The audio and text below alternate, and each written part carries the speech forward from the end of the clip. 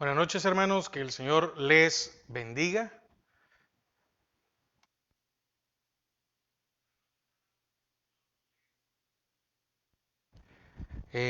Sean, seamos todos bienvenidos a un nuevo estudio de este día miércoles. Amén. Eh, Estamos desarrollando el tema de el discipular, lo importante que es, ¿verdad? Porque es necesario hacer discípulos a otros. Y como siempre, eh, bueno, es un decir como siempre, pero muchas veces le dejamos la responsabilidad de enseñar al pastor, que sí es el responsable, ¿verdad? Por ser el que enseña al pueblo, pero pareciera que el pastor o el líder es el que tiene que saberlo todo, y en nosotros debe de haber la responsabilidad de aprender más de la palabra y de convertirnos en un discipulador. Este día vamos a estudiar el tema vamos a ver es cómo estudiar la Biblia. Cómo estudiar la Biblia. Venimos de los principios de interpretación, ¿verdad? Que es muy importante. Y saber el contexto y saber cómo se llaman las figuras o los pasajes paralelos, el tener una buena lectura comprensiva, la interpretación de las profecías, etcétera. Entonces, hoy es cómo estudiar la Biblia. Acompáñeme al Salmo 119, versículo 18. Salmo 119, versículo 18. Dice, abre mis ojos y miraré las maravillas de tu ley. Repito, abre mis ojos y miraré las maravillas de tu ley. Amén. Oramos. Padre, te damos gracias a esta hora porque una vez más nos permite, Señor, aprender de tu palabra. Gracias porque es por tu gracia, es por tu misericordia y es por tu amor que podemos estar este día agradeciéndote porque nos has dado una nueva oportunidad. Una nueva oportunidad para aprender, una nueva oportunidad para hacer tu voluntad, una oportunidad más para agradecer tu fidelidad y misericordia. Amén y amén. Fíjese que eh, hay un común denominador en la mayoría de los creyentes. No puedo decir todos porque no es así, pero normalmente hay un común denominador y es que no dedicamos tiempo para un verdadero estudio de la Biblia. En las iglesias hay un porcentaje muy alto de gente que solo llega al servicio. Y hay otro porcentaje de que solo lee la Biblia cuando están en la iglesia. Y hay otro porcentaje de que nunca toma anotaciones, solo llega de oyente. Entonces, hay diferentes porcentajes de gente que solo lee la Biblia el día que hay servicio y probablemente solo es el día domingo. Imagínense cómo vamos a aprender de la palabra si solo el domingo abrimos la palabra o solo el día de culto. Entonces debe de haber un estudio de nuestra parte, una búsqueda, y nos contentamos con que se nos alimente en manos de terceros. Y mucha gente, normalmente es en las iglesias, hay día de estudios como este día, hoy es un día de estudio de doctrina básica, y el día de mañana, el día jueves, es un estudio de los libros de la Biblia que estamos aprendiendo, ¿verdad?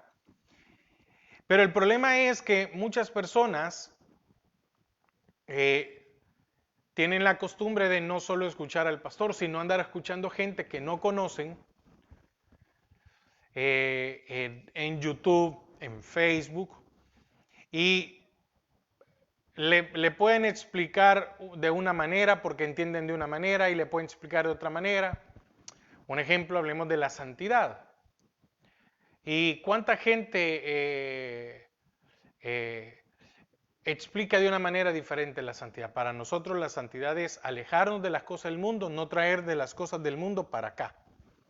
No voy a traer actos que se hacen en el mundo a la iglesia para poder traer gente, para que venga más gente, para que gente participe, para tener una iglesia llena. Pero puede ser que otra persona en alguna iglesia, pero que transmite también por redes sociales, pueda decir de que no hay ningún problema. Miren, si lo que la gente necesita es reggaetón para que venga a la iglesia, traigamos reggaetón. Si quieren payasos, si quieren que celebremos todas las cosas. Y entonces se ven un montón de situaciones. Entonces, una de las razones por las cuales tantas personas fracasan en el estudio bíblico es porque primero no tienen disposición y quieren algo fácil. Si usted quiere ser doctor, abogado, ingeniero, etcétera, usted no puede venir y leerse un manual. Usted tiene que asistir, ¿verdad? Como muchos lo han hecho. Se ha asistido a una universidad, se pasan pruebas y después de las pruebas pues hay que aprobar para poder obtener un título. Y pareciera que la enseñanza o aprender de la palabra del Señor es menos importante que un título universitario. Y si a un título universitario le hemos puesto dedicación y esfuerzo, ¿cuánto más no sería para la palabra del Señor? Entonces aquí viene la excusa. Mire, es que no sé cómo hacerlo. ¿Sí? No sé cómo hacerlo. Aunque existen muchos métodos para estudiar la Biblia. Primero, hay guías para leer la Biblia en un año. Pero ni eso hacemos. Otra es leer un proverbio diario. Otra es aprenderse un versículo diario. Otra es sacar una reflexión de un versículo. Otra es, en este pasaje se menciona tal ciudad. En este pasaje se menciona tal personaje. En esto. Entonces, necesitamos iniciar, necesitamos comenzar para que con el tiempo podamos establecer nuestro sistema en particular, nuestro sistema de aprendizaje. Pero lo importante es dedicarse con regularidad a la lectura, estudio y meditación de la palabra. Amén. Entonces, este estudio de cómo estudiar la Biblia, valga la redundancia, lo vamos a dividir en tres partes. Primero, ¿qué dice este pasaje? Tenemos que tener una lectura comprensiva. Segundo, ¿qué quiere decir este pasaje? Primero, ¿qué dice? ¿Qué es lo que aparece? ¿Qué es lo que se muestra? Hoy, ¿qué quiere decir este pasaje? Y tercero, ¿qué dice para mí? Porque es muy diferente para cada uno. ¿Qué dice para mí este pasaje? Veamos, vamos al punto número 1. ¿Qué dice este pasaje? Antes de poder apreciar e interpretar un pasaje de la Biblia, tenemos que ver qué dice el pasaje. Porque cometemos muchas veces un error al principio y es que cuando empezamos a leer le queremos meter nuestro razonamiento y no es así. ¿Por qué le queremos meter nuestro razonamiento? Porque es lo que yo sé. Cuando muchas veces desconocemos de dónde viene, en qué situación, etcétera.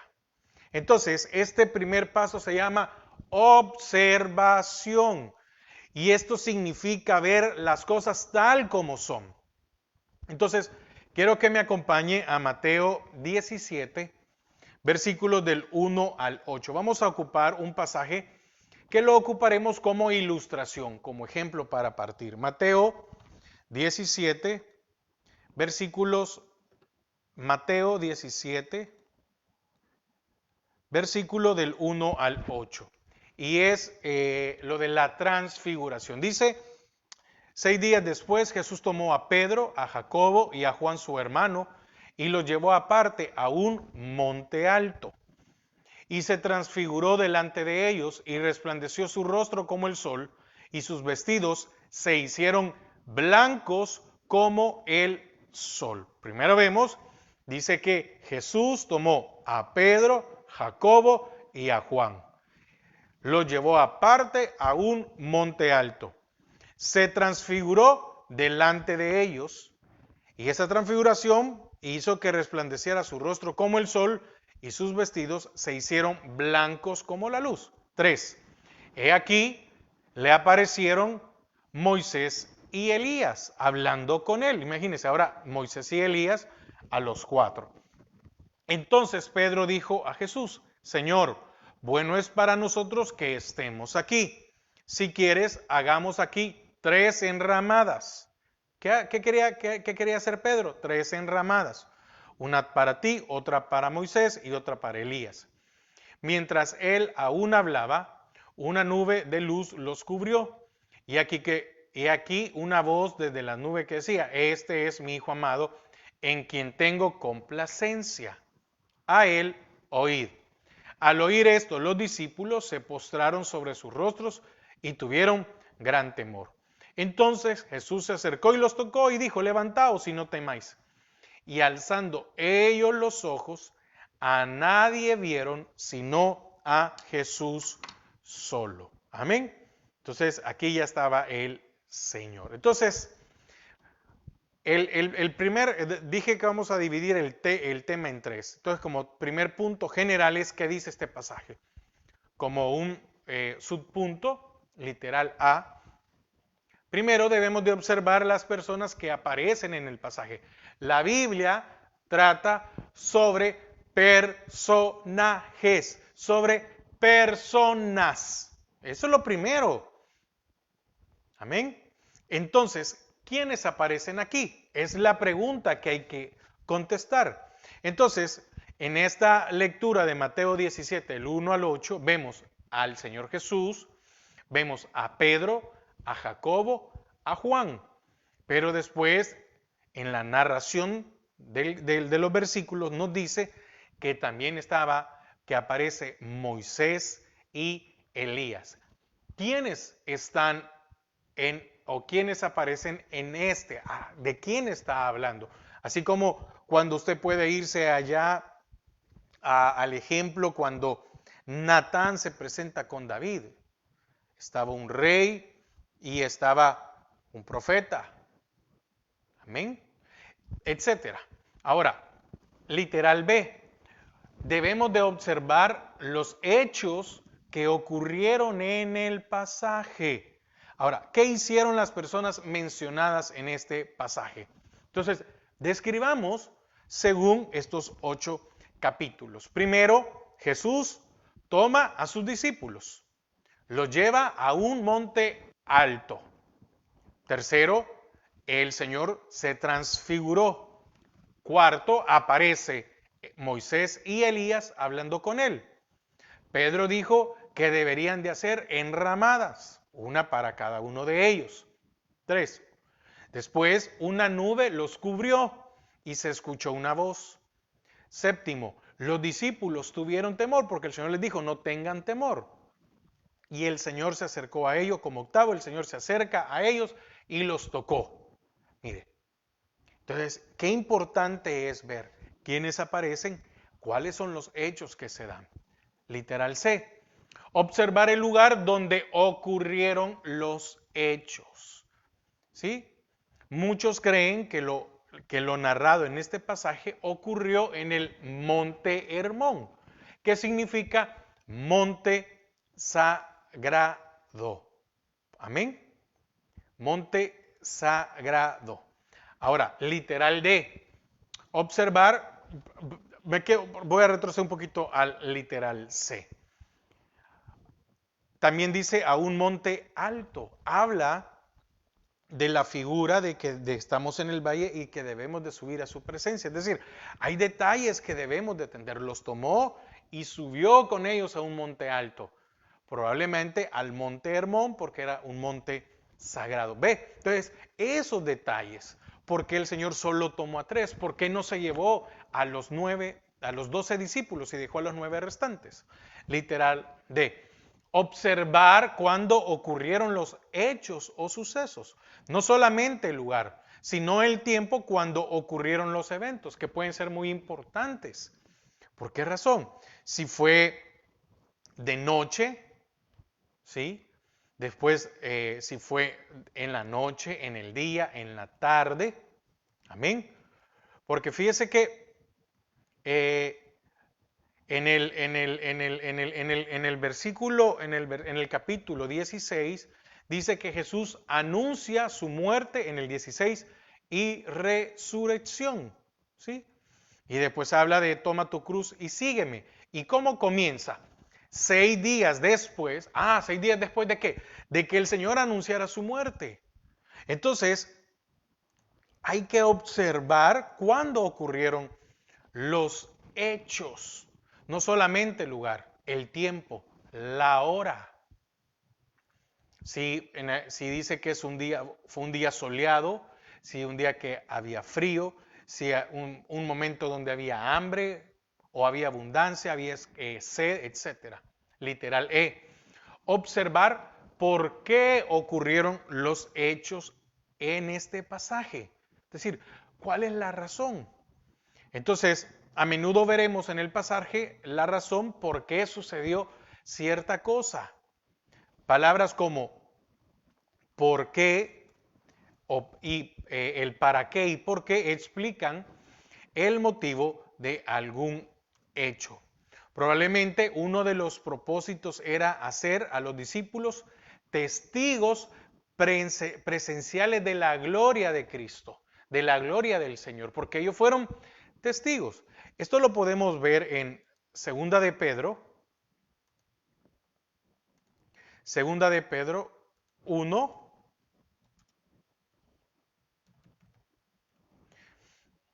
versículos 16 al 18. Segunda de Pedro dice, porque no os hemos dado a conocer el poder y la venida de nuestro Señor Jesucristo siguiendo fábulas artificiosas, sino como habiendo visto, Pedro estaba allí, con nuestros propios ojos, su majestad. Pues cuando él recibió de Dios Padre honra y gloria, le fue enviada desde la magnífica gloria una voz que decía, este es mi Hijo amado en el cual tengo complacencia. Mire, aquí está relatando lo que sucedió allá. 18. Y nosotros, él estaba allí. Oímos esta voz enviada del cielo cuando estábamos con él en el monte santo, en el monte sagrado, en el monte alto o como algunos creen en el monte Hermón. Amén. Entonces, es observar por qué ocurrieron los hechos. Entonces, ¿cuál era el propósito? Probablemente hacer a estos discípulos testigos presenciales de la gloria del Señor. Literal F. Observar los resultados de los hechos que ocurrieron en ese lugar. Entonces, debemos de ver si el pasaje cuenta con los resultados de los eventos narrados. Un solo hecho puede tener resultados muy importantes. ¿Cuál fue el evento de este pasaje? La transfiguración. ¿Cuál fue el resultado importante? Que los discípulos contemplaron la gloria del Señor. Escucharon el testimonio del Padre acerca de la divinidad de su Hijo Jesús. Aunque su entendimiento quedó sin fruto, porque en ese momento, ¿verdad? No entendieron, pero fueron testigos. Y literal G, apuntar lo que ha observado. Que eso lo decía hace un momento, recordar lo que ha visto en el pasaje le será una ayuda en los próximos pasos de un estudio en un pasaje bíblico, que es lo que yo digo cada miércoles. Y yo creo que tengo algunos días que he dejado de decirlo y es, hermano, yo espero que usted ya tenga listo su Biblia y su cuaderno. Anote, escriba.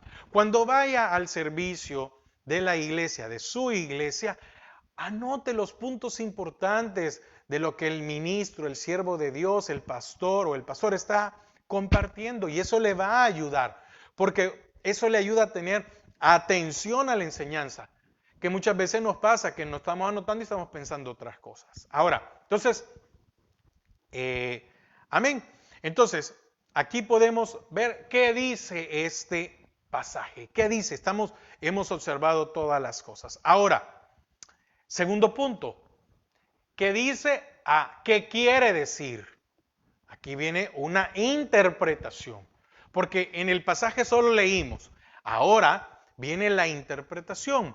Y fíjense que una de las razones por que existen tantas sectas falsas hoy en día que dicen ser cristianas, que dicen creer en Jesús, es la falta de interpretación correcta de los pasajes bíblicos. Hermanos, ¿cuánta gente abre una iglesia porque donde estaba no le gustó y simplemente no concuerdo con lo que el pastor dice? Sí, pero déjeme decirle algo. Muchas veces hay gente que me ha dicho, mire, no estoy de acuerdo con lo que usted dice. Entiendo, pero ¿por qué entiendo? Porque yo sé que le hace falta estudio, le hace falta, ¿cómo se llama? Conocimiento. Entonces, muchas personas pueden decir, no, yo no estoy de acuerdo, y como no estoy de acuerdo me voy, y me voy con mis ideas. Entonces vienen, abren iglesias y están haciendo algo que no lo dice la palabra. Entonces, para no caer en ese error, debemos averiguar qué quiere decir la porción bíblica que estamos estudiando. Literal A, maneras de averiguar qué quiere decir un pasaje bíblico. Uno, depender del Espíritu Santo. ¿Por qué? Porque usted y yo no debemos de olvidar que el autor de la Biblia, el Espíritu Santo, mora en nosotros, los creyentes, y nos guiará a toda la verdad, haciéndonos entender la misma. ¿Por qué razón? Porque si usted tiene el Espíritu Santo y yo tengo el Espíritu Santo, entonces tenemos el mismo Espíritu. Por eso el apóstol Pablo creo que el que dice, probad los espíritus. Entonces, si yo tengo el mismo espíritu que usted tiene, entonces Él nos va a guiar a una verdad, porque solo hay una. La palabra es la única verdad. Lo que usted piense y lo que yo piense son opiniones o interpretaciones. Y entonces ahí es donde debemos de tener cuidado. Segundo, ¿qué necesito para averiguar qué quiere decir un pasaje? Segundo, saber bien qué dice el pasaje. Para averiguar qué quiere decir un pasaje bíblico, es necesario saber qué dice. Por eso el primer paso es observación, que es indispensable, que es del primer punto. Si usted le ha quedado duda para entender este segundo, vuelva a escuchar el primer punto que yo acabo de dar y vuelva hasta que lo entendamos. Tercero, buscar la definición de las palabras no conocidas. Ejemplo, transformar. Viene del griego metamorfo, amén, que significa cambiar en otra forma.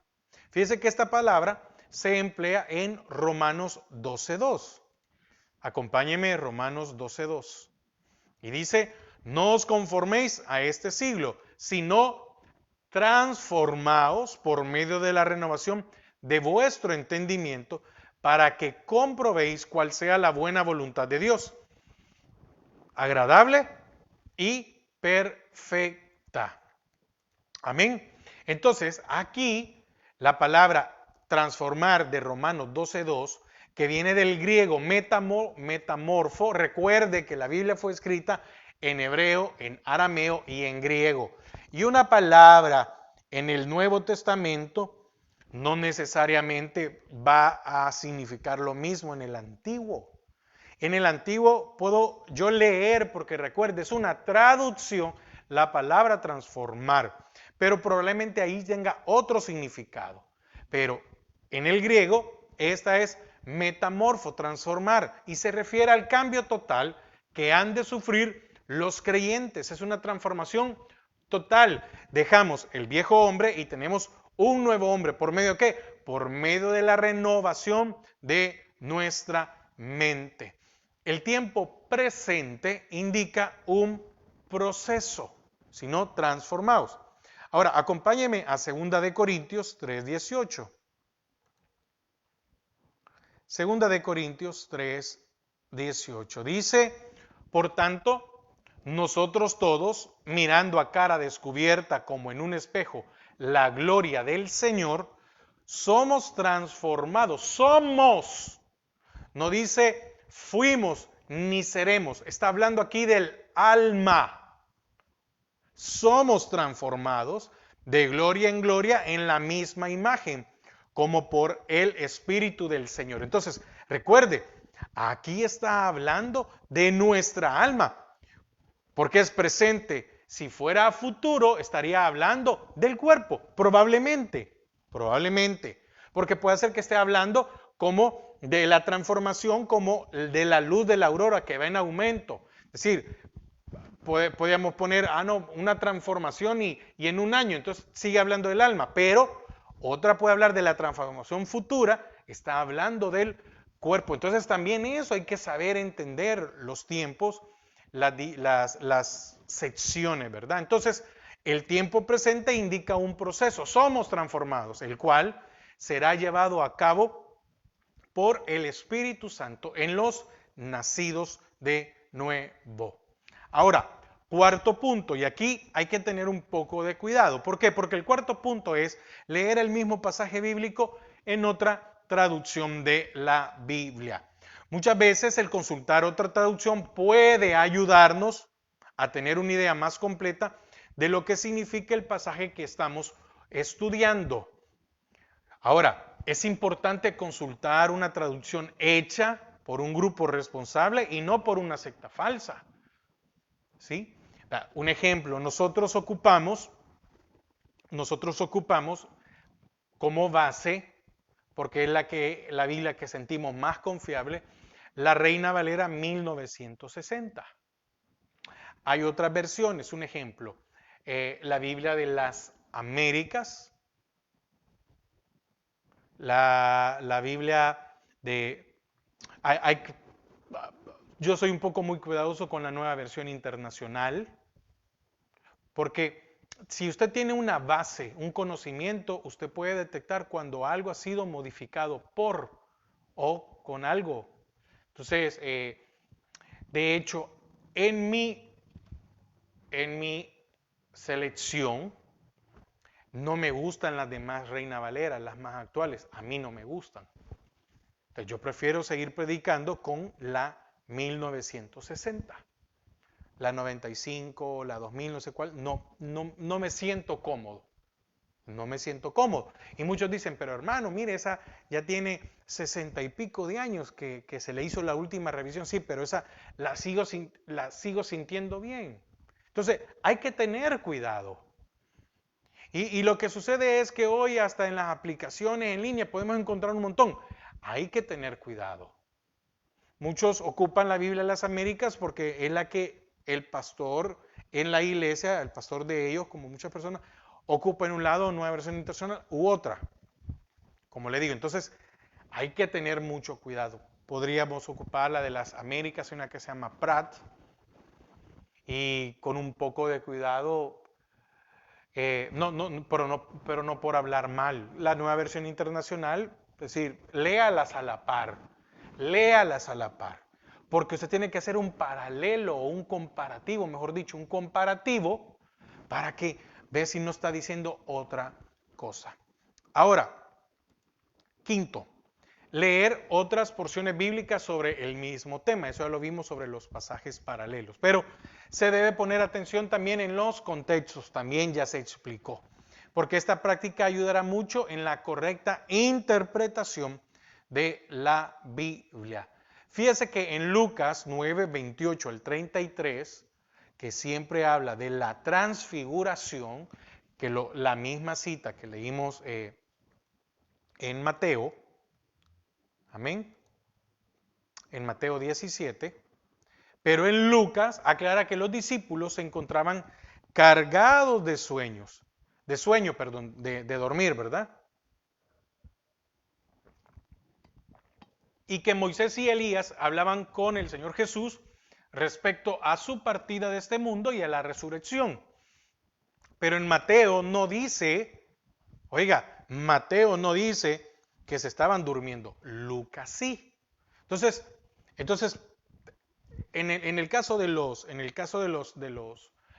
evangelios muchas veces se repite y ahí podemos encontrar algunos detalles que nos pueden ayudar a entender o comprender mejor. También, punto número 6, consultar otras ayudas, mapas. El saber dónde están los lugares mencionados en una porción bíblica ayudará a entender mejor lo que se lee. Fíjense que ahorita que he estado compartiendo sobre los libros históricos, entonces cuando yo miraba a dónde estaba Jericó, yo decía, pero antes, ¿verdad? ¿Y por qué fueron a dar la gran vuelta? ¿Y por qué tuvieron que cruzar el río Jordán? Si se pudieron haber ido por la parte sur de Canaán. Pero hasta que uno va y empieza a entender de que no se podía entrar por el sur, sino por en medio, porque era una estrategia militar, porque derribando, ¿cómo se llama? O derrotando Jericó, se abría una mejor vista para la conquista de la tierra. Entonces, necesitamos entender los mapas, dónde está, qué lo llevó a caminar de un lugar a otro, las distancias, para poder comprender. También, aparte de mapas, necesitamos un diccionario bíblico, porque un diccionario bíblico da información acerca de personas, lugares y costumbres en la Biblia. Si usted puede comprar un diccionario, hágalo. Hay muy buenos, está el de CLIE, el de Unilit, el de Portavoz, es decir, son herramientas que se tiene que entender. Un comentario del Diccionario Ilustrado de la Biblia hace alusión de que Moisés y Elías representan a la ley y los profetas allá en la transfiguración, ¿verdad? Y esto lo podemos ver en Deuteronomio 19:15, Mateo 18:16 y 2 de Corintios 13:1. Séptimo, apuntar los resultados de su estudio. Porque mientras usted vaya estudiando una porción bíblica, es bueno apuntar en una hoja las explicaciones encontradas. Amén. Eso es muy, muy importante. ¿Sí? Porque muchas veces mire, ¿cuántos decimos o creemos que tenemos una buena memoria? Y no es así. ¿A cuántos de nosotros se nos olvida todo? Hermano, a mí se me olvidan muchas cosas. Entonces, yo tengo que anotarlo o, mejor dicho, tenerlo en la computadora, llevar mis anotaciones y tenerla en una tablet o en el celular, ¿verdad? Bueno, entonces, porque cuando finalicemos este segundo paso, es recomendable hacer un resumen o sumario de lo que el pasaje dice y qué quiere decir. Es decir, vamos tomando anotaciones y después hacemos un resumen de todo lo que anotamos, los puntos más importantes. Y una manera de hacer esto es escribir el pasaje bajo estudio con sus propias palabras. ¿Por qué? Esto nos ayuda a empezar a comprender más. Ahora, literal B, acabamos de ver 7 puntos de literal A, estamos dentro del segundo punto general, literal B. Sugerencias adicionales. Y esto tiene que ver en parte de lo que estudiamos anteriormente. Hay que distinguir entre el lenguaje literal y el figurado. Son dos cosas muy diferentes. Porque el lenguaje literal significa exactamente lo que dice la porción. Simple y sencillamente. Y fue y tiró, ¿cómo se llama?, el anzuelo y sacó un pez. Pescó, eso es literal. Amén. Ahora, hay que interpretar la orden en Juan 15:12. Vayamos a Juan 15:12. Juan 15:12. Dice, este es mi mandamiento, que os améis unos a otros como yo os he amado. Así, literal. No, es que mire, fíjese que ahí lo está diciendo en un lenguaje figurado, porque fíjese que aquí quieres... No. Ahí está siendo muy claro el Señor. Que nos amemos los unos al otro. Literalmente, no nos hagamos daño, no seamos envidiosos, enojosos, criticones, etc. Ahora, ahí mismo, veamos lo que dice Juan 15:3. Juan 15:3 dice, y vosotros estáis limpios por la palabra que os he hablado. Y vosotros estáis limpios. Entonces aquí está hablando en lenguaje figurado, porque no puedo agarrar la palabra y limpiarme. No, está hablando de que la palabra me limpia internamente. Es un lenguaje figurado. Amén. Entonces dice el Señor a los discípulos, ustedes están limpios por la palabra de lo que Él les ha enseñado. Se toma la palabra limpios aquí en el sentido figurativo o simbólico, porque es obvio que la palabra no lava la piel. Y si mojamos la palabra, entonces se nos va a arruinar, ¿verdad? Segundo, hay que tener presente la situación cuando se escribió el pasaje. ¿Qué quiere decir esto?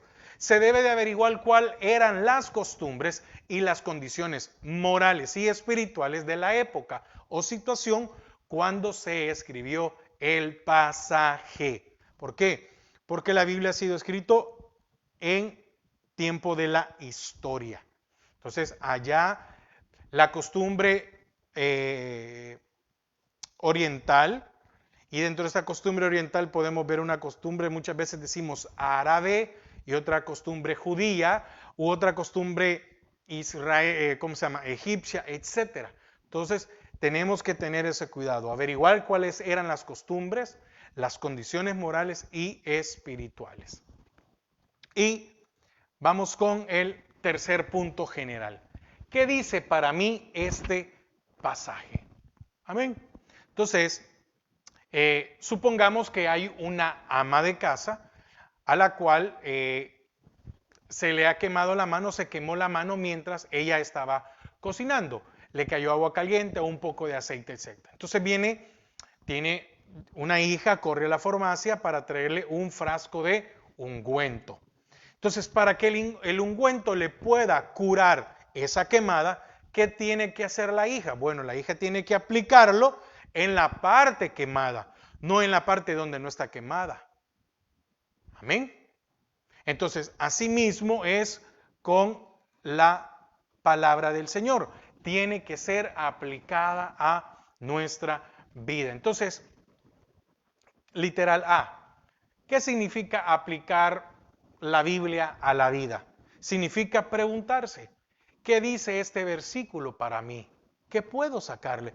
Puede ser que en el momento que usted lo esté leyendo, probablemente en ese momento no signifique nada, pero eso no quiere decir que más adelante no le pueda servir. Amén, me explico. Tal vez no en el momento. También denota cambiar mi vida o nuestras vidas cuando nos damos cuenta que no ando conforme a lo que yo encuentro escrito. Ama a tu prójimo como a ti mismo. Este mandamiento os doy. ¿Cómo nos amamos nosotros, verdad? Así hemos de cuidar, porque ¿cuántos de nosotros no pasamos de nuestra hora de comida? Pero cuando andamos con alguien, no queremos invitarlo porque no quiero gastar. No, y aguantamos hambre nosotros, voy a hacer aguantar hambre a otra persona. No, o cuidar, etc. B, importancia de aplicar la Biblia a la vida. Primero, lo que significa aplicar. Segundo, la importancia de aplicarla.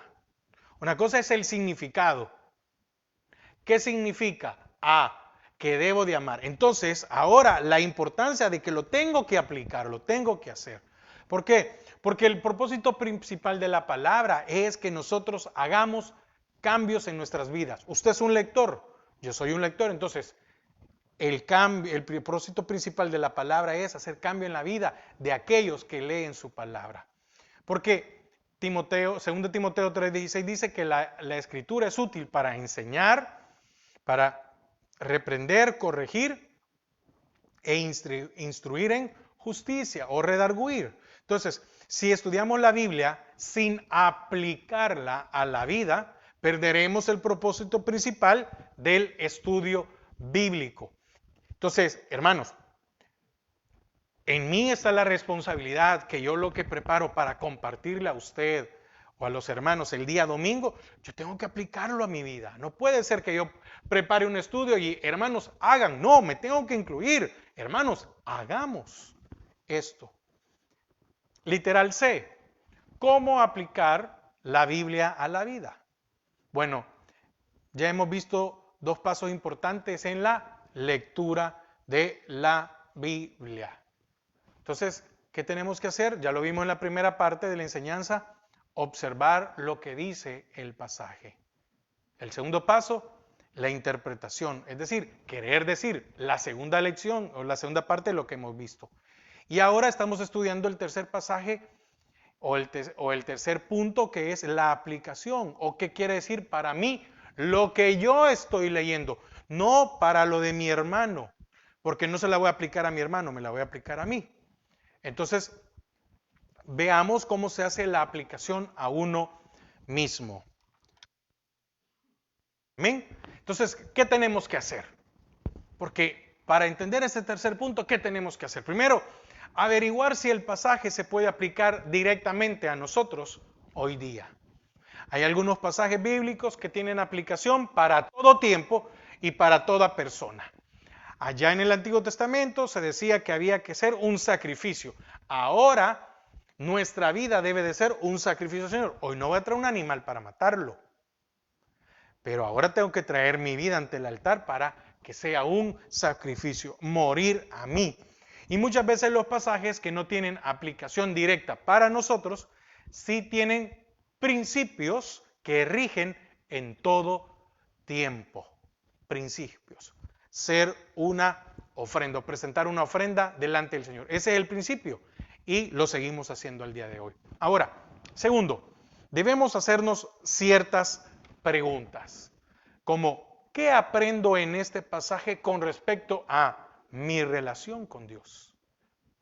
Fíjense que Jesucristo tomaba en cuenta siempre a los mismos discípulos. Un discipulado de los tres. Esto me muestra que hay rangos o posiciones que se obtienen por el interés y el esfuerzo que se demuestre. No era que el Señor estaba haciendo una acepción tal vez con los otros 9, no, sino que probablemente estos estaban cerca. Estaban cerca del Señor, querían siempre aprender, querían saber. Entonces, probablemente estos presentaban mayor interés. Estaba Pedro, Jacobo y Juan. Pedro, Señor, a donde tú vayas yo iré. Yo no te voy a dejar, voy a ir hasta la muerte, voy a hacer. Tenía un interés. El otro era el amado, el que estaba siempre con él. Y Jacobo. Ahora, ¿qué nuevas verdades acerca del Padre, Hijo o Espíritu Santo encuentro aquí? Por ejemplo, si el éxodo de Jesús fue planeado, de igual manera lo será el de la iglesia, pues también no es de esta tierra. La ida del Señor también ha sido planeada porque no somos de esta tierra, la iglesia celeste, ¿verdad? Por otro lado, así como la transformación del Señor, nosotros seremos transformados a una dimensión diferente según lo que está en Romanos 8, del 18 al 25. También otras preguntas. ¿Cuáles órdenes encuentro aquí para obedecer? Debo de detallarlas. ¿Cuál ejemplo encuentro aquí a seguir? Que estos discípulos estaban allí, cerca del Señor. ¿Cuáles advertencias encuentro aquí? Que no debía de dormirme, según lo que dice Lucas, no debo de dormirme, sino estar pendiente. ¿Cuáles promesas encuentro aquí? Etcétera. Entonces, es muy importante detallar todas estas cosas. Tercero, hacer esta aplicación muy personal. ¿Por qué? Porque antes de enseñar la Biblia a otros, tenemos que aplicarla en áreas específicas en nuestra vida. Ejemplo, si la fe de los discípulos se fortaleció, así la nuestra. En la medida que se revele a nuestra vida, ¿quién es el Señor? La fe viene por el oír y el oír la palabra, es decir, el buscar, el escuchar al Señor. Cuarto, apuntar en una hoja las aplicaciones que se deben de hacer. ¿Por qué? Porque este ejercicio nos ayudará a recordar las enseñanzas en el pasaje que hemos estudiado y que debemos de poner práctica. Mire, y existen otros métodos para estudiar la Biblia. Por ejemplo, el método biográfico estudia la historia de un individuo, los acontecimientos con relación a su vida y puntos o pistas acerca de su personalidad, el biográfico. Y está el método doctrinal por aparte, que es una esfera doctrinal dentro de las cuales podemos mencionar la bibliología, la teología, la cristología, la eclesiología, la escatología, etcétera, que son cosas que más adelante vamos a ver. Entonces, concluyo. ¿Qué más debo hacer para estudiar la Biblia? Hagamos el tiempo o tomemos el tiempo prudencial para hacer del estudio de la Biblia momentos de sumo gozo, de sumo deleite, para que crezcamos, para que nos enriquezcamos de su conocimiento y tengamos un crecimiento en nuestra vida espiritual. Y segundo, recuerde que en el estudio de la Biblia hay que depender del Espíritu Santo, para que no sea simplemente logos, es letra, sino un rema. Amén. Que el rema es la palabra envuelta en el Espíritu. Porque muchos, al principio, hermanos, esto sucede, muchos nos llenamos de logos, nos llenamos de versículos, de pasajes. Pero con el estar en el aprendizaje, en el estudio, un día esa palabra se vuelve rema a nuestras vidas. Entonces, busquemos aprender más del Señor. Necesitamos estudiar más de su palabra. Amén. Padre, te damos gracias a esta hora porque nos has permitido, Señor, aprender una vez más. Tal vez no teníamos noción de cómo hacerlo, pero aquí hemos visto una guía. Señor, que esta guía sencilla, Señor, la podamos aplicar para nuestras vidas. Gracias, Padre. En el nombre de Jesús. Amén y amén. Hermanos, que pasen una feliz noche y que el Señor les bendiga.